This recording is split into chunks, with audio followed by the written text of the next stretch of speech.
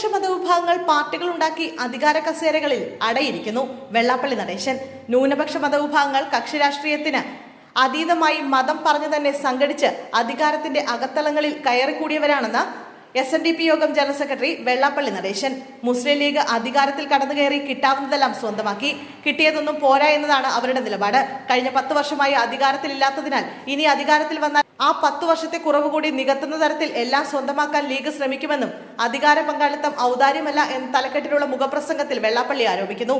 ആദ്യ കമ്മ്യൂണിസ്റ്റ് മന്ത്രിസഭയുടെ കാലം ഒഴിച്ചു നിർത്തിയാൽ ഇതുവരെ നടന്ന തെരഞ്ഞെടുപ്പുകളെല്ലാം സംസ്ഥാനത്തെ ഭൂരിപക്ഷ ജനവിഭാഗത്തിന്, പ്രത്യേകിച്ച് ജനസംഖ്യയുടെ പകുതിയോളം വരുന്ന പിന്നോക്ക അധസ്ഥിത വിഭാഗങ്ങൾക്ക് നഷ്ടക്കച്ചവടമായിരുന്നു.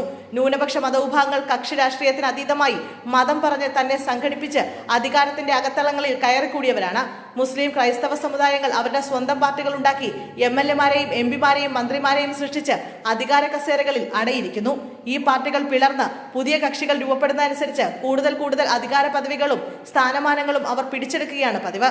അർഹതപ്പെട്ടതും അതിലപ്പുറവും ലഭിച്ചിട്ടും മുറുമുറുപ്പ് മാറാത്തവരാണ് ഇവരിലേറെയും. പിന്നോക്ക അധസ്ഥ വിഭാഗക്കാർക്ക് അർഹമായ പ്രാതിനിധ്യം നിയമസഭാ സ്ഥാനാർത്ഥി നിർണയത്തിൽ മുന്നണികൾ നൽകണമെന്നാണ് അഭ്യർത്ഥന. കഴിഞ്ഞ തെരഞ്ഞെടുപ്പിൽ കോൺഗ്രസിന് ഈഴവ സമുദായത്തിൽ നിന്ന് ഒരു MLA മാത്രമേ ഉണ്ടായിരുന്നുള്ളൂ. KPCC പ്രസിഡന്റ് ഈഴവനായിട്ട് കൂടി അത്തരമൊരു ദുരവസ്ഥ ഉണ്ടായതായും മുഖപ്രസംഗത്തിലുണ്ട്.